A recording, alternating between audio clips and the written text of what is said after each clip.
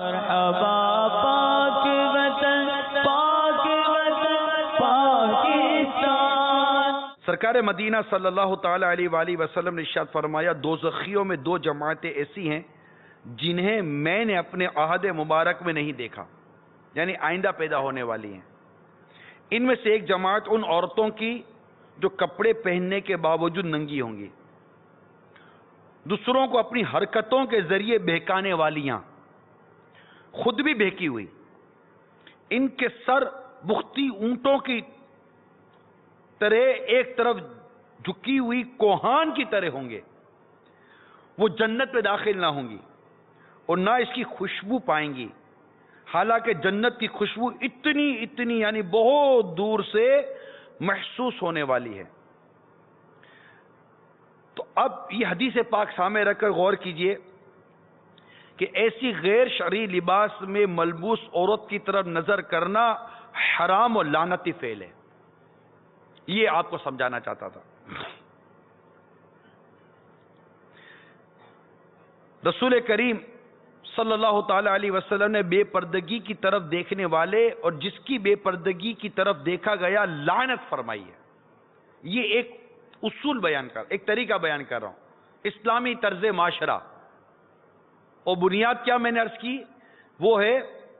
بے پردگی۔ اگر ہم صرف ایک موضوع کو لے کر چلیں، بے پردگی اور گانے بازی فلمیں ڈرامے، کہ ہم جن چیز سے بچ کر نکلنے میں کامیاب ہوتے چلے آئے،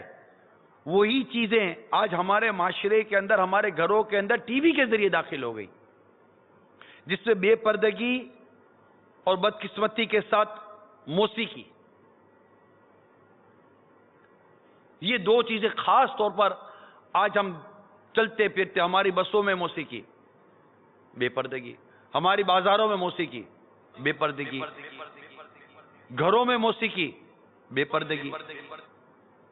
جہاں جائیں، ایئرپورٹ پہ جائیں، اسٹیشن پہ جائیں، ہاسپٹل میں جائیں، بے پردگی، موسیقی، بے پردگی، موسیقی، بے پردگی، موسیقی، یعنی جس کو دیکھو موسیقی گانے باجے کے پیچھے پاگل ہوا ہے،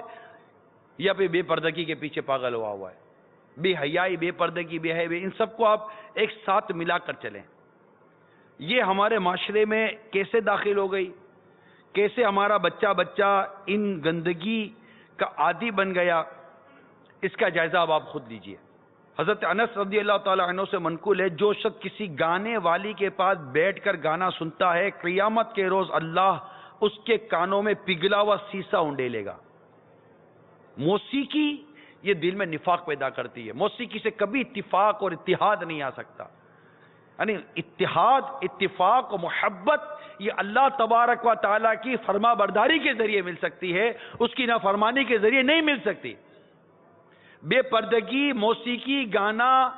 باجا، یہ سارا جو ماڈرنزم کے نام پر ہو رہا ہے، اس سے ہمیں کبھی ترقی نہیں مل سکتی، اس سے ہمیں زوال ہی ملے گا، کیونکہ اس میں اللہ کی نافرمانی ہے۔